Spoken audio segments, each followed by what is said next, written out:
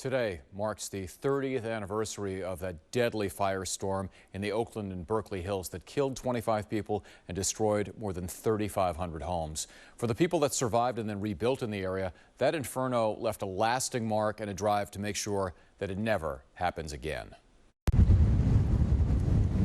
The people that are looking at the mega fires that we have right now and weren't around for the Oakland Tunnel fire forget that that was really kind of the first one that we had all the way back in 1991 in October. People didn't think that areas of Oakland and Berkeley could burn down, but they did. And we are very aware that it could happen again. A big challenge is just educating people who choose to live in this beautiful area to know that they live in harm's way. It's the topography, it's the weather, and it's the fuel. And part of the fuel is our houses themselves, and the other part are the vegetation around it. Those are the only things we can do anything about. You can't do anything about the weather. You can't do anything about the topography, but you can do something about the fuel load.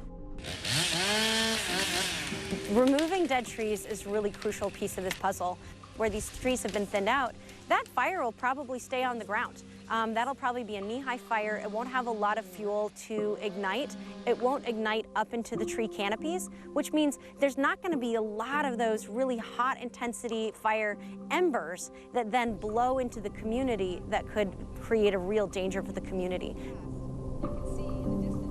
There's many hazards around houses that cause it to go house to house.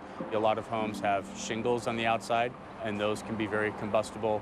The heat from that will generate enough heat to start the next house on fire, and so on moving through. The other major danger is the vegetation that's around the homes.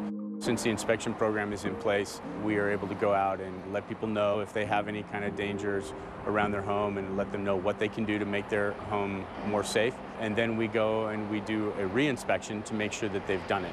It's been a great advantage to us in terms of having properties prepared and fire safe. It looks like this whole thing is totally dead. Well, this is a 5.5 acre canyon owned by the city of Oakland. A lot of vegetation, a lot of trees, so there's a lot of dead wood that falls and creates flash fuels. If there were a fire down here, it would just race up the canyon walls to the houses. There are about 35 houses that ring this canyon. The city doesn't have all the resources it needs, to handle all of the firework that needs to be done. So volunteers do a lot of fire clearing.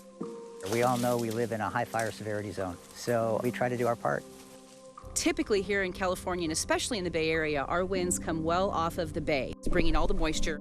However, the incidences of hot, dry air coming off the continent and coming from the east and blowing down in this area are only increasing.